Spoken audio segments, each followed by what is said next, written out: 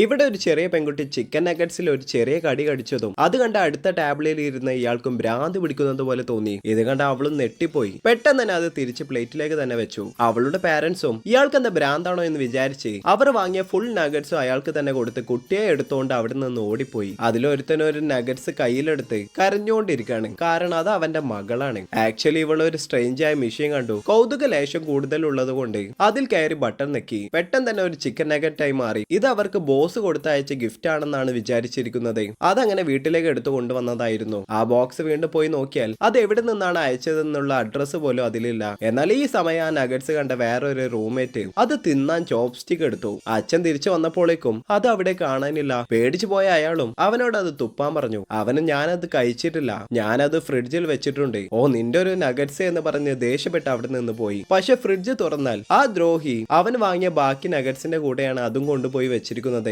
എല്ലാം ഫ്രീസായി തണുത്തുറഞ്ഞു പോയിട്ടുണ്ട്. അച്ഛൻ അവളെ ചൂടാക്കാൻ വേണ്ടി വായിൽ നിന്ന് ചൂട് കാറ്റ് അതിലേക്ക് ആക്കാൻ തുടങ്ങി. ബോയ് ഫ്രണ്ട് അവൾക്ക് ഒരു ബ്ലാങ്കറ്റ് പുതപ്പിച്ചു കൊടുത്തു. അവര് CCTV നോക്കി. നോക്കുമ്പോൾ ഏതോ ഒരുത്തനാണ് ആ മെഷീൻ അവിടെ കൊണ്ടുപോയി വെച്ചിരിക്കുന്നത്. അവനെ കണ്ടുപിടിച്ചാൽ അവളെ പഴയ രീതിയിലേക്ക് തന്നെ ആക്കി മാറ്റാം. പക്ഷെ ആ നഗറ്റ്സ് അനങ്ങുന്നത് അവർ കണ്ടതുപോലും ഇല്ലായിരുന്നു.